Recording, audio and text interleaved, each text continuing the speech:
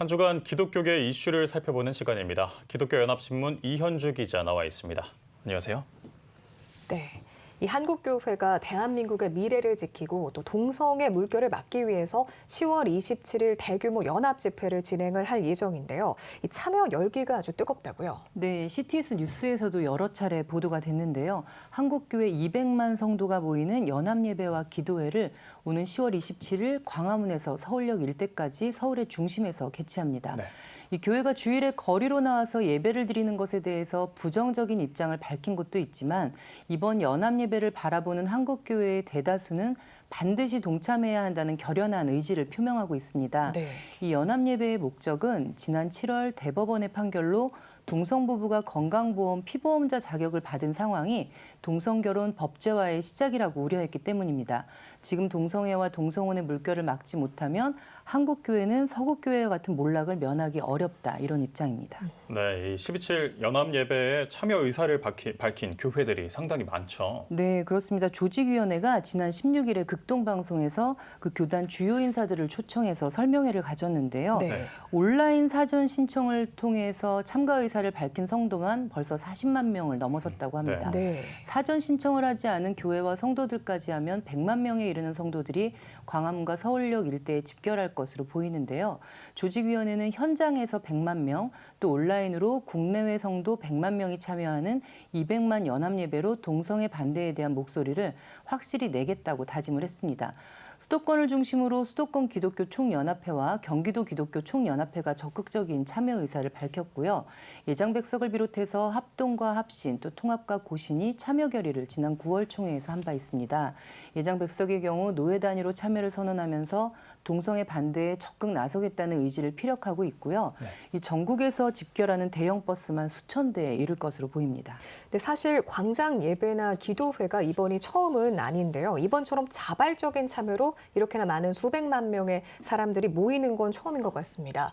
이 한국교회의 대형 행사 이제 뭐 어렵다라는 우려가 컸는데 이렇게까지 적극적인 참여가 이루어지는 배경은 어디에서 찾아봐야 될까요?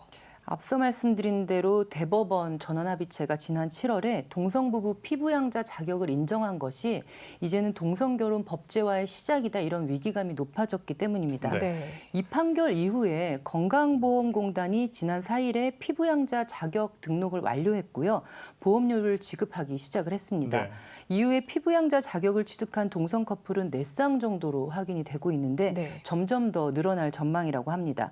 또 건강보험에서 취득한 자격이 이 동성부부가 사실혼과 경제공동체로 묶여 있다는 기준에서 나온 건데요. 그렇다 보니까 국민연금에도 부부가 혜택을 받을 수 있도록 지급해달라, 이런 이의 제기가 나오고 있는 상황입니다. 네. 네. 그럼 그동안 행정적인 부분에서 이 동성부부의 결혼을 인정하지 않았었는데 이 건강보험 피부양자 자격을 인정함으로 이 원칙이 무너지기 시작했다는 거죠? 네, 맞습니다. 이런 흐름을 타고 동성 커플 11쌍이 지난 10일에 동성결혼 법제화 소송을 공식적으로 시작을 했습니다. 네. 네. 이들은 법률 대리인과 기자회견을 열었는데요.